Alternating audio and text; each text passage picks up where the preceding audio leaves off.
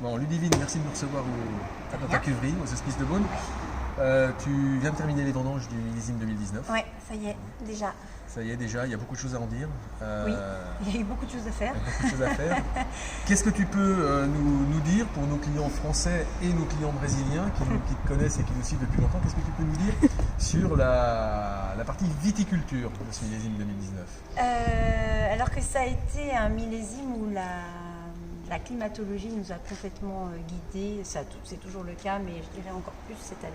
Beaucoup d'aléas climatiques, c'est-à-dire? Beaucoup d'aléas climatiques, beaucoup d'incertitudes sur les décisions à prendre en fonction des différentes météos annoncées. On a eu un débourrement à une date plutôt classique. La vigne a repris un petit peu son action, je dirais, son énergie de façon assez classique au mois de mars, qui a été particulièrement doux par rapport à la moyenne. Donc elle n'a eu aucun mal à partir, pas spécialement plus tôt. Donc c'est pas sur une configuration d'un millésime précoce, voilà, à cette date-là. On a eu un mois d'avril assez frais, avec des terreurs nocturnes, mais de gelée. Des épisodes de gelée en fait qu'on a un petit peu sous-estimés, notamment cette gelée du 5 avril, où on était tous dans les starting blocks, mais où on n'a pas forcément eu conscience que c'était pas forcément qu'une gelée de printemps, mais bien une gelée noire de fin d'hiver. Parce qu'il a fait froid longtemps et il a fait froid, très froid.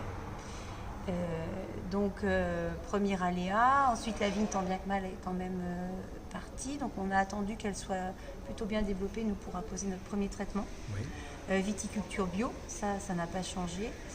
Petits essais de ci, de là, avec une approche un peu biodynamique. Mais ça reste la petite parenthèse où on se réserve un petit peu le droit de se demander comment on va encore articuler tout ça. Ça reste du test. Ça reste du test, ça reste aussi sur le volontariat de 2 vignerons aussi qui sont avec moi sur le projet, vraiment porteurs du projet, mais on a envie de se laisser le temps. Okay. Voilà. Donc bio, bien sûr, mais c'est pas le tout de dire bio, il faut toujours raisonner les moments de passage, les doses et les conditions optimales.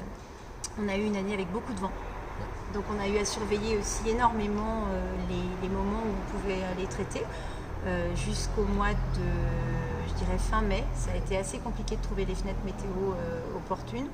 On y est arrivé, mais on était un peu stressé par l'idée de tenir les cadences et puis de ne pas non plus aller trop loin dans la confiance qu'on faisait aux produits de contact. La pousse ayant été lente, on a eu cette chance-là, c'est de ne pas avoir trop de matériel végétal dépourvu de protection à cette période-là. Puis après, tout s'est un peu accéléré, y compris le chaud, puisqu'il a fait meilleur, les fenêtres météo ont été plus simples. Le seul moment où il a fait moins beau, ça a été sur la fleur, au mois de juin. Ce qui a fait quand même beaucoup plus de dommages que ce qu'on a pu...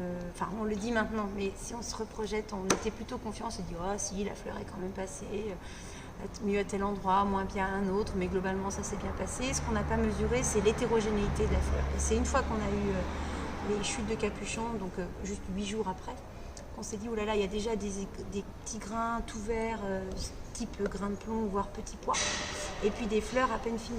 Donc ça sur la même grappe. Donc là, on a et ça davantage sur Chardonnay que sur Pinot Noir ou sur les deux cépages? Alors en fait, temporellement, on l'a d'abord vu sur le Chardonnay puisque c'était ce qui était en fleurs en premier.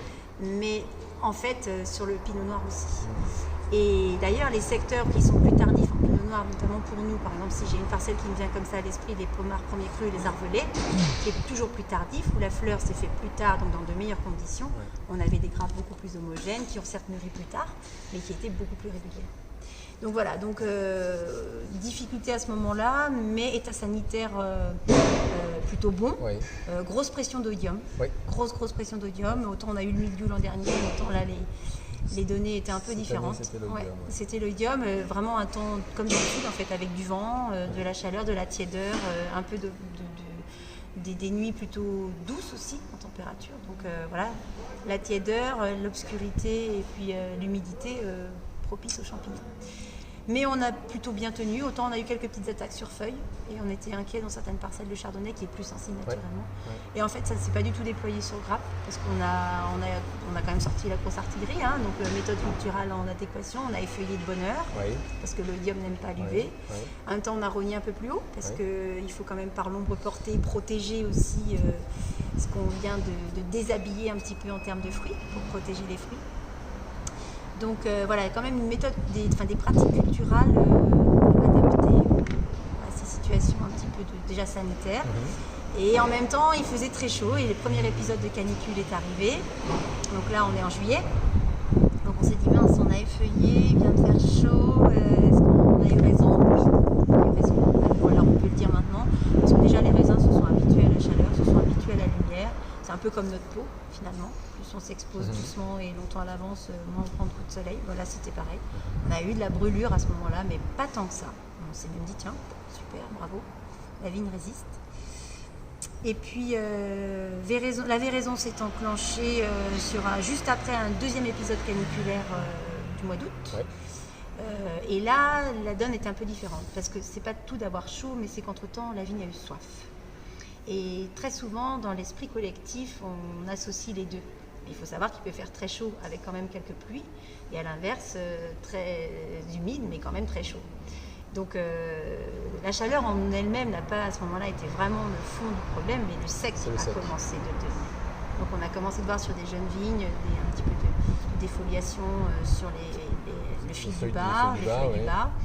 Et puis là, quelques raisins qui commençaient un petit peu à se figuer, enfin du moins à flétrir. Donc ceux-là, on s'est dit, ils seront perdus. Et effectivement, on les a pas mis dans nos cuves. C'était de la perte sèche. Mais voilà, début août, la première décade d'août a été plutôt favorable à ce que la vigne reparte. Elle était très verte, une humidité ambiante favorable. Donc pas de pluie pour autant, mais un certain regain de fraîcheur. Et puis après, tout s'est enclenché. Tout a été complètement incroyablement vite. On était sur des dates de vendange autour du 20 pour commencer, puis on est le 20 et on a fini. Donc j'ai l'impression d'avoir tout dit. Maturité en escalier, beaucoup d'accumulation des sucres par phénomène de concentration, ce qui est effectivement à nuancer par rapport à de la maturité physiologique normale. Normalement, la vigne, elle accumule ses sucres, elle dégrade ses acides et elle enchaîne ses anthocyanes et ses tanins pour se dépolymériser. Donc là pas. Les sucres et les acides se sont tous les deux concentrés, donc c'est pour ça qu'on a des très beaux équilibres en fait.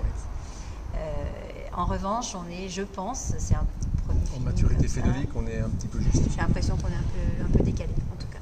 Juste pas dans les pots. Je pense que les pots sont mûrs, aussi épaisses soient-elles. De toute façon, ça c'est les millésimes solaires. Mais par contre, quand même, je crois quand même que le reste, les rafles et les pépins sont un peu... C'est ce que nous avons constaté, c'est général. Oui, parce que pour sillonner les 117 parcelles, on regarde forcément un peu dans la parcelle du voisin, puis on goûte. Pardon pour les voisins, merci pour les voisins. Mais voilà, et donc on se rend compte que la peine est la même pour tout le monde. Voilà, donc beaucoup de travail aux vignes. Là, je salue et je remercie sincèrement le travail de mes équipes qui ont dégainé chaque fois que je leur ai demandé, qu'on a changé les plans, changé les doses, changé les produits, on y va pas. On a arrêté certaines choses au profit d'autres alors que c'était pas prévu, donc merci.